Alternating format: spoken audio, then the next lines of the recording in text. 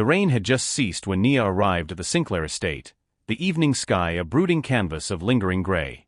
As she stepped from the taxi, the grandeur of the mansion loomed before her, a formidable structure of dark stone, ivy-draped facades, and soaring turrets that suggested both opulence and an impenetrable history. While Mark, her husband, brimmed with excitement at finally introducing her to his ancestral home, Nia felt a deep-seated chill that went far beyond the cool night air. The heavy oak door opened to reveal a foyer bathed in the stark glow of crystal chandeliers. The polished marble floor reflected her tentative steps as she followed Mark through endless corridors adorned with family portraits and relics of bygone eras. Every echo of their footsteps seemed to whisper warnings, and each intricately carved detail of the mansion's interior spoke of rigid traditions and unyielding expectations. Despite the exquisite decor, Nia couldn't shake the overwhelming sense of alienation that gripped her heart. At the heart of the estate, a group of elegantly dressed figures awaited in the grand parlor. Mark's face lit up as he introduced her to his family, yet among the smiling faces, one presence was unmistakably cold, the matriarch Johann. With piercing eyes that seemed to measure Nia's every move, Johann offered a curt, almost dismissive greeting. "Welcome, Nia," she said, her tone devoid of warmth. The welcome, as measured as it was, carried an unspoken verdict: here you do not truly belong. Dinner that evening was set in a lavish dining hall with a table stretched long and resplendent with fine china and gleaming silver. As the courses were served, the conversation danced around history, wealth, and the legacy of the Sinclair family. Mark contributed eagerly with tales of childhood adventures in the sprawling gardens, while the rest of the table nodded in polite agreement. Yet, as soon as Nia attempted to share her thoughts, her words were met with cool smiles and sidelong glances. Johann's comments, thinly veiled critiques of her modern dress, her soft tone, and even her gentle manners, sounded like daggers cloaked in civility. Throughout the evening, while Mark remained blissfully absorbed in the lore of his family's past, Nia's internal world darkened with every subtle snub and every dismissive remark. The estate's magnificence, meant to evoke pride and belonging, instead reinforced her feeling of being an outsider in a world governed by unyielding expectations. Each ornate detail of the mansion seemed to echo the sentiment that she was a temporary, unwelcome guest in a realm that had no space for her individuality. Retiring to a guest room that was as sumptuous as it was impersonal, Nia sat by a tall, narrow window. Outside, the manicured gardens lay under a veil of silence, their beauty marred only by the foreboding atmosphere of the estate. In that lonely moment, she grappled with an avalanche of questions. Had she misjudged this union? Would she ever be able to bridge the gulf between her own gentle spirit and the stern legacy of the Sinclair family? And above all, why did Johann's gaze linger on her with such veiled disdain? As the night deepened, the mansion's ancient walls seemed to murmur in a language only of exclusion and tradition. Though the quiet offered no solace, it also kindled a quiet resolve within her. Even as the chill of isolation crept in, Nia silently vowed that she would not be subdued by this imposing legacy. The next day would come, and with it the promise of small rebellions, a search for cracks in the cold veneer of Sinclair estate where light and belonging might yet seep in. In the stillness of that long, uneasy night, Nia realized that her journey was only beginning, and that the path ahead, though fraught with silent battles, would ultimately be her own. The following morning, Nia awoke to the soft patter of rain against the windowpane, a gentle yet unyielding reminder of the previous night's lingering gloom. With a tentative heart, she prepared for another day amid the labyrinthine halls of Sinclair estate. Although the mansion's interiors dazzled with immaculate detail, gleaming wood paneling, artful tapestries, and the quiet hum of history, every polished surface and silent corner now echoed with an undercurrent of tension. At breakfast, the dining room was awash in a muted light that struggled to pierce the heavy atmosphere. Mark, buoyant and optimistic, recounted humorous childhood exploits that made him laugh with an easy fondness for the past. His voice, warm and familiar, filled the room. Yet even as he smiled and gesticulated animatedly, Nia sensed a darker undercurrent beneath the pleasantries. Johann's presence was palpable, a constant silent adjudicator sitting at the head of the table. Her questions, often veiled as innocent inquiries, belied a deeper scrutiny. "Are you certain that you've prepared your tea correctly this morning?" she asked, the words hanging in the air like a verdict. Throughout the day, Nia encountered a series of subtle yet persistent reminders that the estate was not her sanctuary, but rather a stage for a silent power struggle. As she moved about the corridors, tidying up and performing small tasks around the estate, she noticed the furtive glances and hushed murmurs of the staff. Even the ancestral portraits seemed to judge her presence, their painted eyes following her every step. Every interaction was tinged with the cold undercurrent of disapproval, leaving her increasingly isolated in a house that was meant to be a home. Mark, blissfully wrapped up in the familial lore and the inherited pride of Sinclair Estate, brushed aside Nia's growing discomfort. When she voiced her concerns, hesitantly mentioning the sting of Johan's casual remarks, he waved them away with a gentle smile, attributing them to mere differences in habit or cultural nuance. "You must understand," he would say, "my mother cares deeply, and sometimes her way is simply direct." But for Nia, the directness felt more like calculated barbs aimed to erode her self-worth, each comment chipping away at her hope of acceptance. By mid-afternoon, the oppressive silence of the estate became a battleground for unspoken words. In the library's quiet sanctuary, among rows of time-worn books and the soft rustling of pages, Nia sought refuge from the relentless scrutiny of daily life. Yet even here, the shadows seemed to whisper critiques of her presence. Memories of the warm light from home, the gentle encouragement of friends, all contrasted starkly with the icy perfunctory politeness that greeted her at every turn. As twilight approached and the estate was bathed in the dim glow of antique lamps, Nia found herself standing before a large ornate mirror in one of the quiet corridors. In the reflection, she saw not only her own anxious eyes but the cumulative weight of every slight, every unspoken judgment that had piled up since her arrival. The mirror became a confessional, reflecting back a woman determined to fight the invisible chains of isolation that threatened to confine her. In that reflective moment, a quiet resolve took root within Nia. Though every day brought new challenges, the relentless scrutiny of her habits, the cold remarks about her attire, the constant feeling of being observed and found wanting, she began to understand that her battle was not just with her mother-in-law's subtle tyranny, but with the very notion of belonging that the estate demanded. The unspoken war, though relentless, was forging within her a strength she had never known before. That night, as she lay awake in the quiet of her guest room, the sounds of the old mansion mingling with her racing thoughts, Nia made a silent promise. She would seek out the hidden spaces within Sinclair Estate where her own light might break through the oppressive gloom. The battle was unspoken but fierce, and though each day brought its own wounds, it also stirred the embers of a quiet rebellion deep within her soul. In the weeks that followed, the subtle oppression within Sinclair Estate began to take on a more insidious form. Every corner of the mansion, every carefully arranged object, started to betray a quiet campaign of erasure. Johan's discontent, which had initially been cloaked in thinly veiled comments and dismissive glances, now manifested in deliberate, calculated actions designed to strip away Nia's sense of belonging. One brisk morning, as the early sunlight filtered through frosted windows in the sprawling kitchen, Nia discovered that the familiar order she had painstakingly maintained had been disturbed.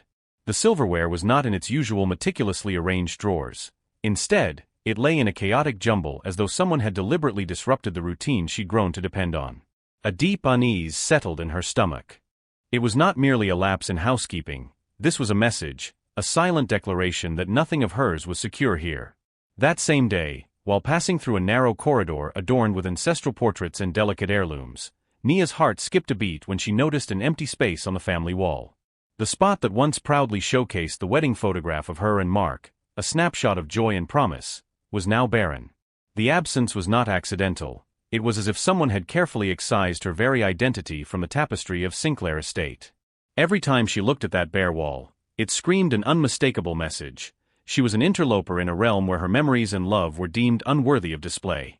In the days that followed, the small acts of erasure became a relentless pattern. Nia would return to her daily routine only to find her cherished belongings subtly relocated, a favorite mug missing from its usual shelf, a cherished scarf tucked away in an unfamiliar corner. Each alteration, though seemingly insignificant on its own, accumulated into a narrative of exclusion. Every misaligned object was a silent rebuke from Johan, a methodical attempt to reshape the home into something devoid of Nia's presence. When Nia finally confronted Mark about the missing wedding photo, her voice trembled with a mixture of disbelief and sorrow. "Mark, have you seen our wedding photo? It's gone from the wall," she asked, her eyes pleading for reassurance. But Mark, ever the diplomat when it came to his mother, dismissed her concern with a calm, almost rehearsed response. "It must have been moved during the cleaning. Nothing to worry about," he replied, his tone light and untroubled. His words, however, rang hollow in Nia's ears. They were a fragile veneer over the mounting evidence of Johan's relentless campaign against her. Even as the days turned into weeks, Nia's sense of self began to waver. The once vibrant memories of love and shared dreams were being chipped away, piece by piece, by every small act of defiance orchestrated by Johann. The estate, with its imposing corridors and storied past, transformed into a battleground where each rearranged vase, each shifted picture frame, was a stroke in a larger, unyielding portrait of exclusion.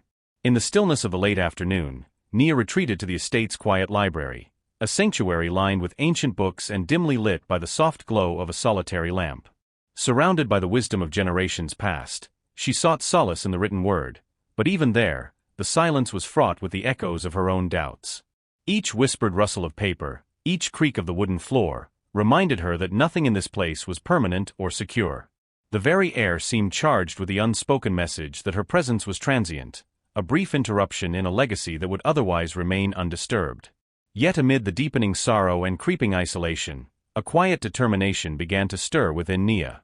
With every misplaced object and every erased memory, she resolved that she would not allow herself to be diminished.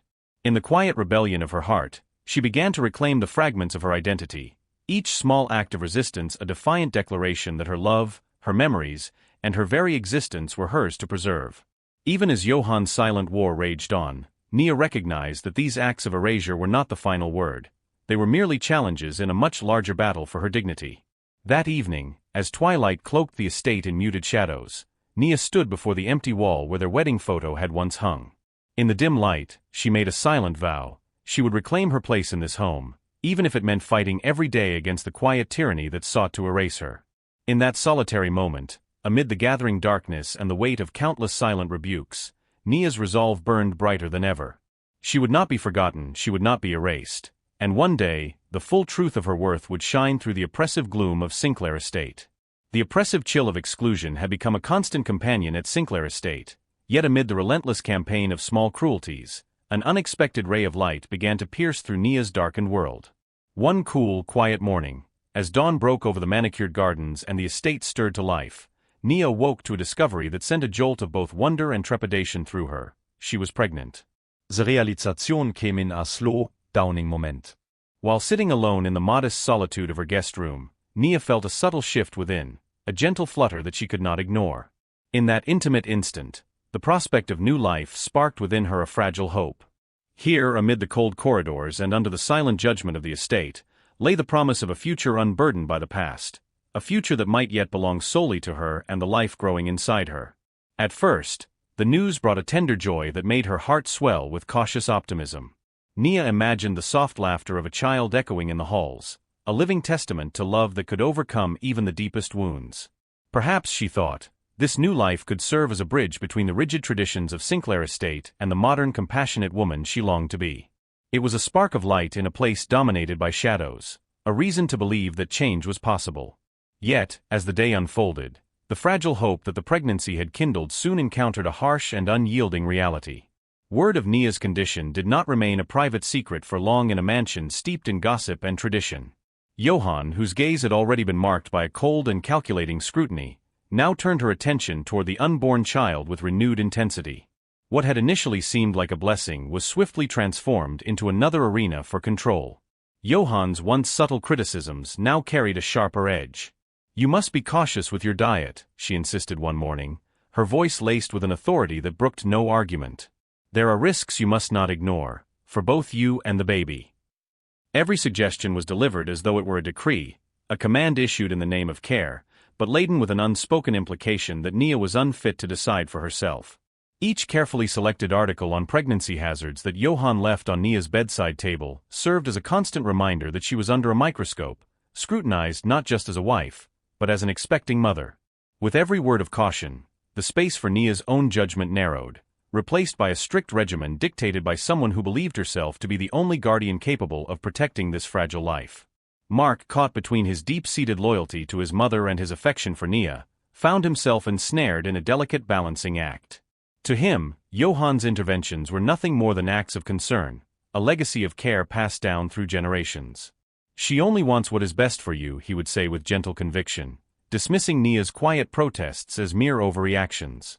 Yet for Nia, the constant barrage of unsolicited advice and judgmental oversight felt less like care and more like a tightening noose, a chain that sought to bind her not only to the estate but also to a role she never chose for herself.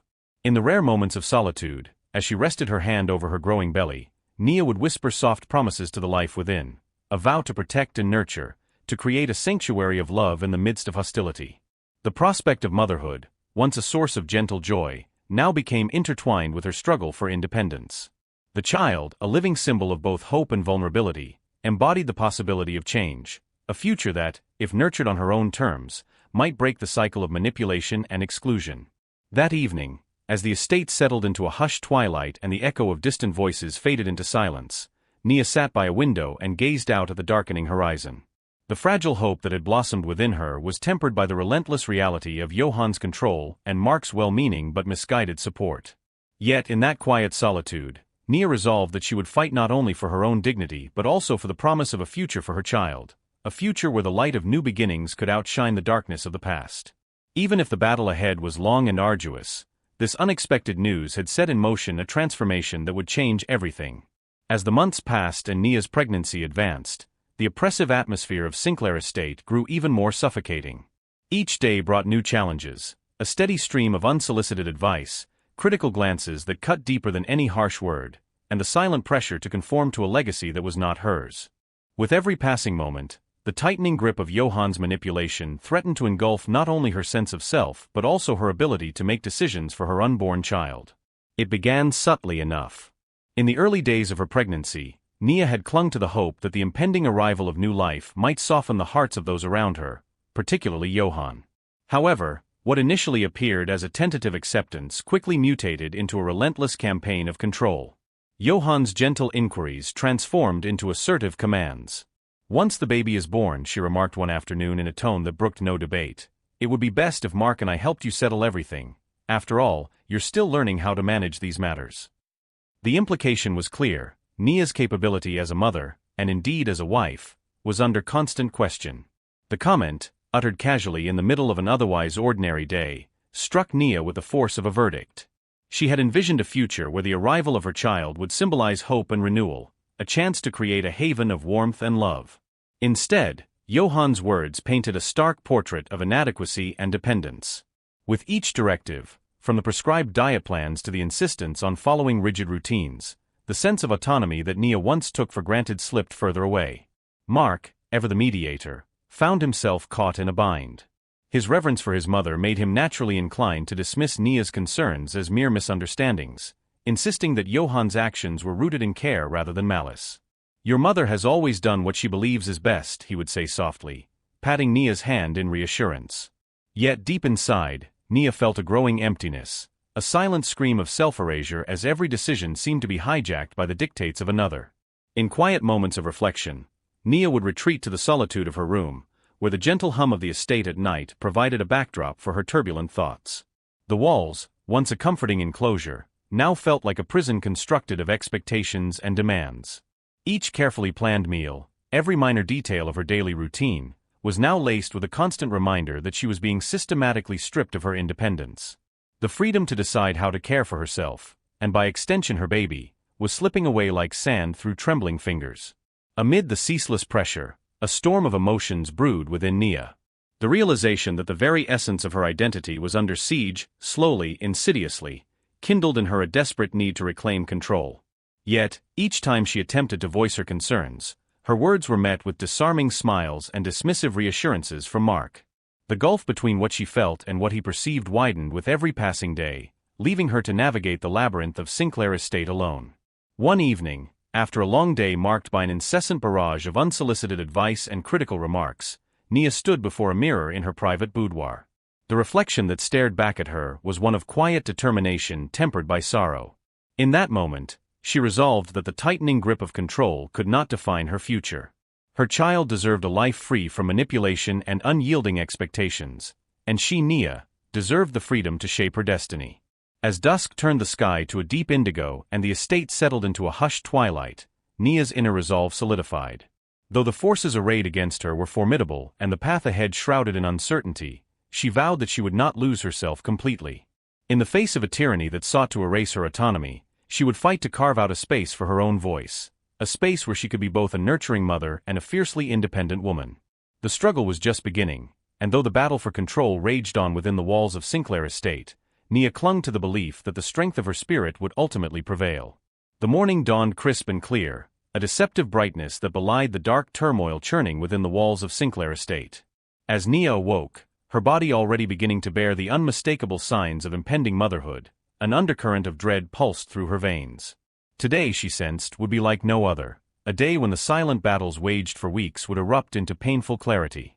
With Mark away at work and the estate draped in an eerie quiet, Nia resolved to confront the mounting injustices that had plagued her. The previous days had been a series of quiet torments, a cascade of small, calculated cruelties, but she felt within her a determination that had been steadily coalescing into resolve. In the soft light of early morning, she made her way to the kitchen, intent on preparing breakfast and reclaiming a small sense of normalcy in a home that had grown increasingly alien. Before long, however, the pervasive chill of Johann's presence made itself known. In the dining room, while Nia set the table with deliberate care, the air seemed to thicken with an unspoken menace. Johann appeared, seemingly out of nowhere, her eyes cold and calculating as they swept over Nia. "You really must learn to do things properly," she said in a tone that was both mocking and disdainful. Her words, thinly veiled as advice, carried the weight of accumulated years of condescension, a final attempt to assert dominance in a realm where Nia's presence was unwanted. Nia's heart pounded, not merely from the stress of the moment but from a growing realization that this unrelenting scrutiny was pushing her to a precipice. Today, it seemed, the carefully maintained facade of civility was about to shatter. As the morning progressed and the estate remained silent except for the murmurs of discontent, tensions reached a boiling point. In a small sunlit corner of the kitchen, where the soft glow of the window offered a semblance of hope, Nia finally found the courage to speak out against the constant barrage of insults and micromanagement. "I'm not a child," she said, her voice trembling with both fury and determination. "I know how to take care of myself, and soon my baby." For a heartbeat, the air was filled with the sound of silence, a pregnant pause that stretched on as though time itself were holding its breath. Johann's lips twitched into an expression that mingled amusement with something darker. Before Nia could process the shock, Johann stepped forward with a measured calm that belied the storm within. In one swift, deliberate motion, she struck Nia's stomach, a blow so sudden and forceful that the pain radiated like wildfire through her body. The shock of the attack overwhelmed Nia. Her vision blurred as she staggered, collapsing onto the cool, tiled floor. The sound of her body hitting the ground was drowned out by the pounding of her heart and the rush of pain that left her gasping for air. In the chaos of that moment, time seemed to fragment into a series of excruciating instants, a cascade of disbelief, agony, and the shattering of everything she had held dear. Johann, her face impassive, simply stood there as though the entire scene were an expected inevitability rather than an act of unbridled cruelty. For a few long moments, all that existed was the raw, searing pain and the realization that her silent struggle had reached its breaking point. With Mark still away and the estate's ancient walls bearing mute witness, Nia's spirit teetered on the edge of despair. Yet, amid the pain and betrayal, a fierce spark of defiance ignited within her, a promise that no act of cruelty would ever fully define her, even if it threatened to shatter her world. As the day advanced and the quiet was punctured by anguished cries and hurried footsteps, the estate transformed from a haven of cold tradition into a battleground of raw human emotion. In that moment of violent clarity, Nia understood that the time had come to reclaim her autonomy, to refuse the relentless control of those who would see her diminished. Though her body ached and her heart was broken, she vowed that this act of brutality would mark the end of her silent acquiescence. The battle for her dignity had entered a new irrevocable phase, and Nia, battered yet unbowed, was ready to fight back with every ounce of strength she possessed. In the aftermath of the unthinkable morning, darkness had seeped into every corner of Sinclair Estate. Nia, trembling and in agony from the assault, lay on the cool kitchen floor as the shock of betrayal mingled with the searing pain in her body. The world around her had become a blur of sounds and sensations, a cacophony of muffled cries, distant footsteps, and the pounding of her own heart. With Mark absent and Johann's cruelty echoing in her mind, a desperate urgency surged through her. She had to reach out for help. Summoning every fragment of strength, Nia fumbled for her phone. Her fingers trembled as she dialed Mark's number, the sound of the ringing phone resonating like an alarm in the oppressive silence. Each ring seemed to stretch into an eternity as she clung to the hope that he would answer, hoping that his voice, once a source of comfort, might now provide the rescue she so desperately needed. When Mark finally picked up, his tone was at once warm and distracted, the distance in his voice a stark reminder of the divide that had long separated them. "Nia." Mark's voice broke through the haze of pain and shock, laced with a tentative concern that belied his habitual obliviousness. "What's wrong?" he asked, a note of urgency creeping in only after he sensed a tremor in her words. Desperation spilled from Nia as she tried to explain, her voice choked with both agony and disbelief. "Mark, please, you have to come." Johan, she attacked me. I can't, her words fractured, a mix of terror and sorrow that echoed in the quiet line between them. For a long, heart-stopping moment, silence reigned on the other end of the phone. Then, in a voice that wavered between incredulity and regret, Mark responded, I'm coming, I promise." But even as he spoke, Nia sensed the hesitation, the subtle falter that hinted at a deeper conflict within him. It was as though his loyalty was being tugged in two directions, the protective instinct for his wife battling the long-held allegiance to his mother.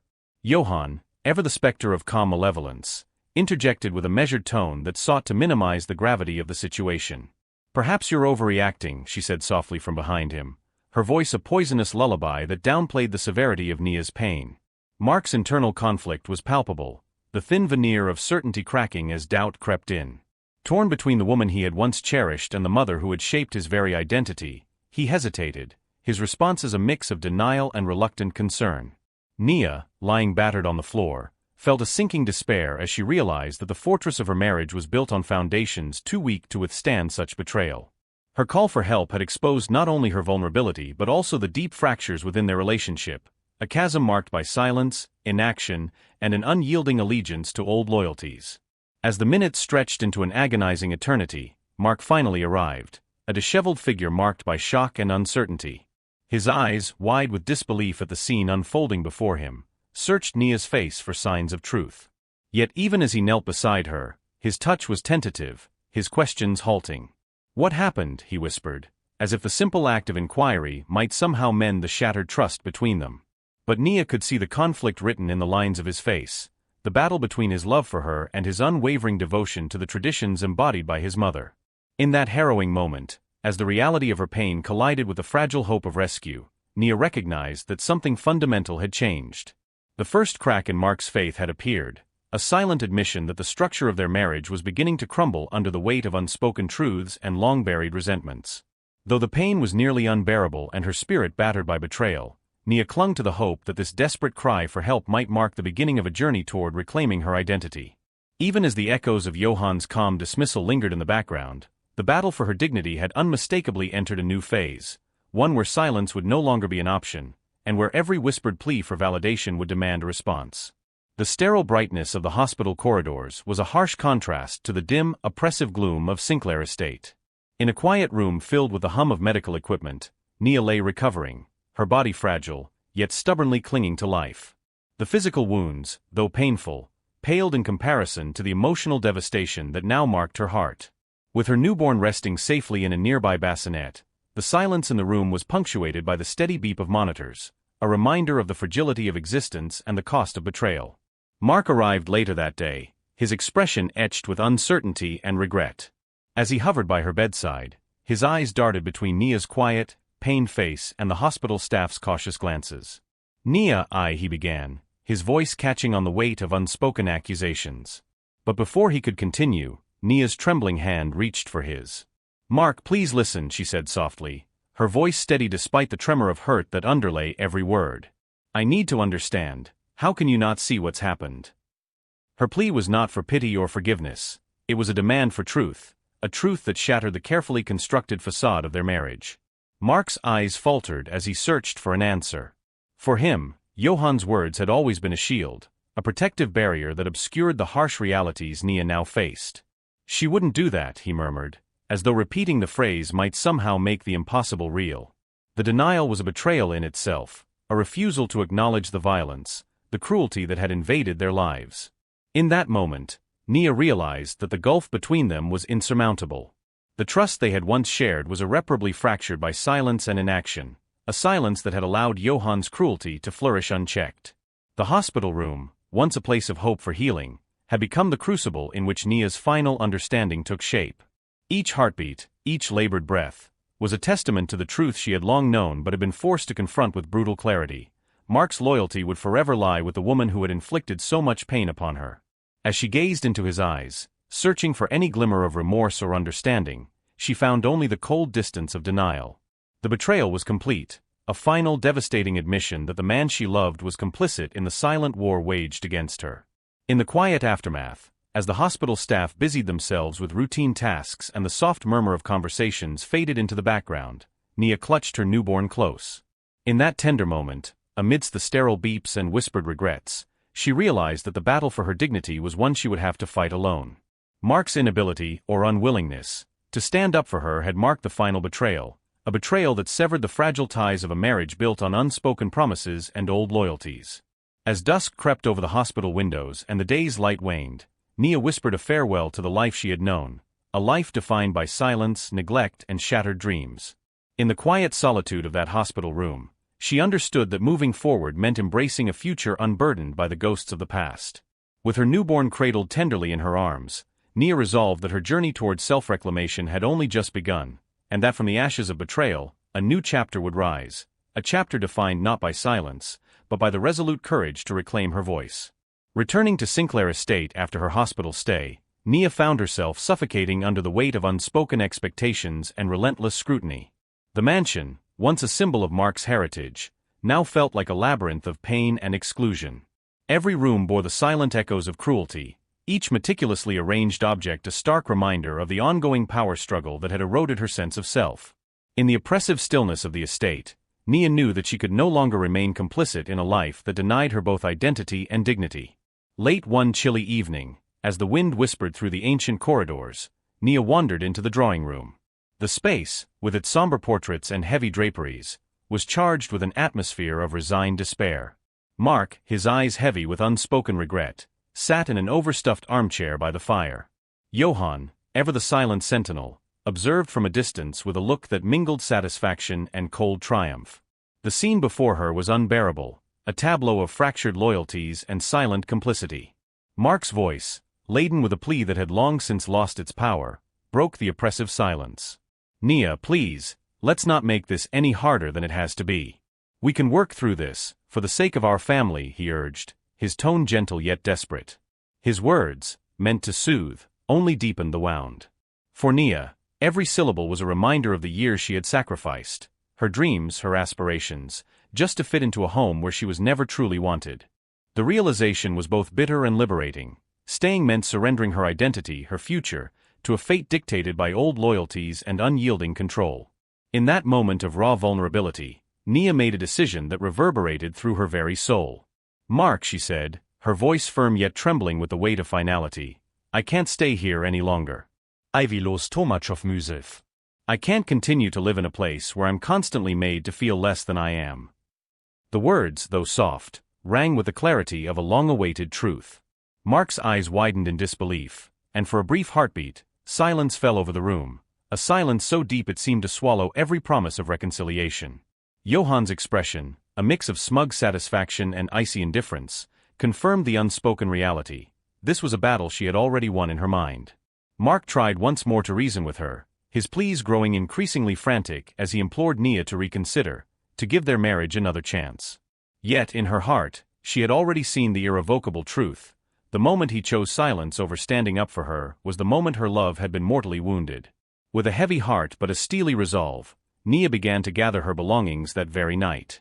Each item she packed, a treasured keepsake, a personal memento, became a symbol of her reclaiming what was rightfully hers, her identity, her independence, her future.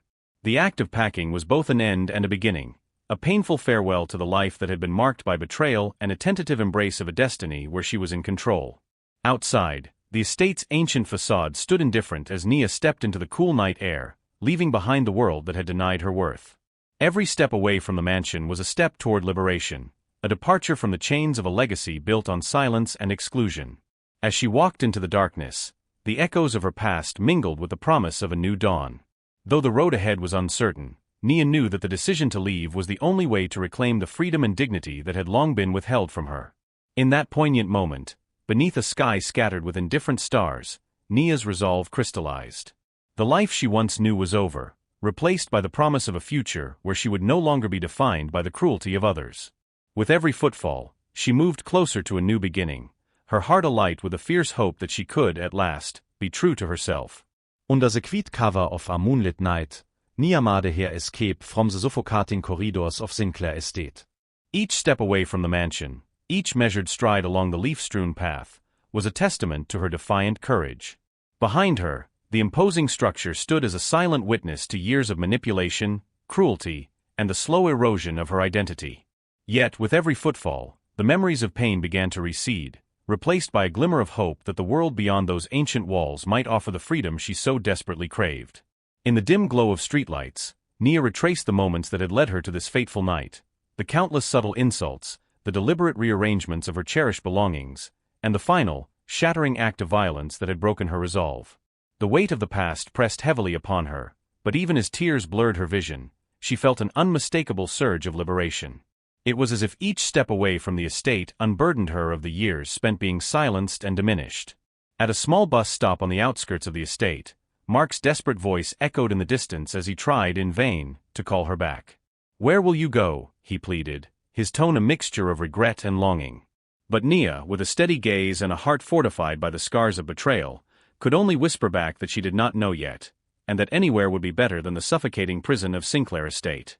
Her words, though soft, carried the finality of a decision made long ago, a decision to choose herself above all else.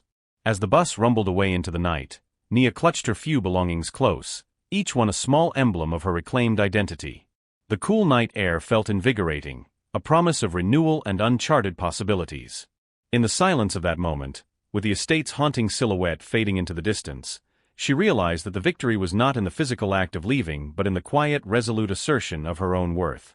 The victory was hers alone, a victory over a legacy that had sought to erase her voice and diminish her spirit. Though the journey ahead was uncertain, and the road toward healing promised to be long and fraught with challenges, Nia felt, for the first time in years, that she was the architect of her own destiny. The scars of the past would remain as silent reminders of the battles she had fought, but they would no longer define her. Instead, they would serve as stepping stones toward a future that she would build with her own hands, a future where freedom, self-respect, and hope were not privileges but birthrights. In the quiet solitude of that night, as the bus carried her toward an unknown horizon, Nia smiled faintly, a smile born of both sorrow and triumph. The journey away from Sinclair Estate was more than an escape, it was the first courageous stride into a life where her identity, her dreams, and her future belonged solely to her. And as the world outside beckoned with all its promise and uncertainty, she stepped forward, resolute and unafraid, ready to embrace the new dawn that awaited her. In the days that followed her departure from Sinclair Estate, Nia embarked on a solitary journey toward healing and rediscovery. She found refuge with an old friend whose modest home became her sanctuary, a place where every room echoed with kindness and every window offered a view of hope. The transition from the oppressive corridors of the estate to the gentle warmth of this new haven was both exhilarating and daunting. With each sunrise, Nia began to piece together the fragments of her shattered identity, determined to reclaim the dreams that had been buried beneath years of cruelty. The new life was not without its challenges. There were moments when loneliness crept in, and the ghost of Sinclair Estate's silent judgments would resurface in quiet, unexpected ways. Yet, in the comforting presence of friends and the supportive atmosphere of her new community, Nia found the strength to face each day with renewed determination. She attended support groups, embraced counseling, and allowed herself to grieve the loss of a past defined by neglect and manipulation. In doing so, she slowly began to understand that her journey was not one of defeat but of courageous rebirth. As her pregnancy advanced in this nurturing environment, Nia took every opportunity to prepare for the future, a future where her child would be raised in an atmosphere of unconditional love and respect. She painted a small nursery in soft, soothing colors, each brushstroke a declaration of the bright life ahead. The gentle lullabies and whispered promises to her unborn child became both a personal ritual and a symbol of hope that defied the dark legacy she had left behind. Mark, meanwhile, found himself mired in regret and introspection. Each day, as he wandered the familiar halls of Sinclair Estate, he was haunted by the realization that his silence had cost him the woman he once loved. The once familiar sounds of the estate now served as a painful reminder of the chasm that had grown between him and Nia, a chasm filled with unspoken words, broken promises, and a loss that no amount of regret could mend. Even as Johann remained unrepentant and unchanged, a steadfast guardian of an outdated legacy, Mark was forced to confront the consequences of his inaction. For Nia, however, the newfound freedom was transformative. Each morning brought with it the opportunity to rediscover the beauty of the world, to rebuild her life on her own terms. The simple pleasures, a walk in the park, the warmth of a friendly smile, the laughter shared over a humble meal, became the cornerstones of a life reclaimed. In this new chapter, she embraced the complexity of her emotions and allowed herself the grace to heal. The battles of the past, though painful, had forged in her a resilience that would not be easily broken. One crisp autumn afternoon, as golden leaves danced in the gentle breeze outside her friend's home, Nia sat by a window cradling a cup of tea and her growing belly. In that serene moment, she reflected on the arduous path that had led her to this place of healing and hope. The scars of betrayal remained etched upon her heart, yet they no longer defined her. Instead, they served as a reminder of the strength that lay within, a strength born of adversity, nurtured by love, and destined to guide her through the challenges yet to come. As the days turned into weeks and the anticipation of motherhood grew ever more real, Nia found solace in the simple truth that she was no longer a victim of a cruel legacy, but rather the author of her own destiny. With each passing day, she built a world where her child would know nothing of the dark past, a world illuminated by love, acceptance, and the promise of a bright future. And in the quiet, resolute determination that had carried her this far, Nia discovered that the journey to reclaiming her life was, in itself, a victory to be celebrated. Months later, as the seasons shifted and new life blossomed in the form of her newborn child, Nia found herself facing a final reckoning. The echoes of Sinclair Estate, with its bitter memories and shattered dreams, had receded into the background, replaced by a future that she was determined to shape on her own terms. Yet, the past was not so easily forgotten. One crisp evening, as Nia rocket her baby in the kvitsolese of Hermod's new home, a knock at the door shattered the fragile calm. It was Mark, older, gaunt, and burdened with regret. His eyes, haunted by the memory of silence and inaction, pleaded for a second chance. "Nia," he began hesitantly, "I've come to ask for forgiveness. I was wrong. I should have stood up for you." The words, though sincere in tone, fell into the quiet room like echoes of a past that could not be changed. Nia listened, her heart heavy with the weight of betrayal that had long since redefined her sense of self. Every silent moment, every dismissive word, had culminated in this final act of desperation. For a long while, neither spoke. The only sound was the soft cooing of her baby, a living testament to the life Nia had built despite the cruelty of her past. Finally, with quiet resolve, she replied, "Mark, your words are too little, too late. Your silence, your refusal to stand up for me when I needed you most, was the final betrayal. I have chosen a different path, a path of independence, of self-respect, and of love that is unburdened by the ghosts of yesterday."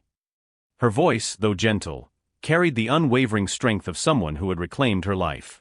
In that moment, the chasm between them was irreparable. Mark's eyes filled with regret as he realized that the opportunity for redemption had passed him by. The woman he once knew, the one he had taken for granted in the silence of compromise, had long since transformed into someone unrecognizable, someone who would no longer allow his inaction to dictate her future. As he turned away, leaving Nia to the quiet comfort of her new beginning, the finality of his loss was etched into the night. Holding her newborn close, Nia felt a profound sense of liberation. The battle she had fought, the silent wars endured within the cold walls of Sinclair Estate, had all led her to this very moment, a moment defined not by the sorrow of a broken marriage, but by the promise of a future filled with hope and self-determination. Though the memory of betrayal still lingered like a distant storm, it no longer held power over her.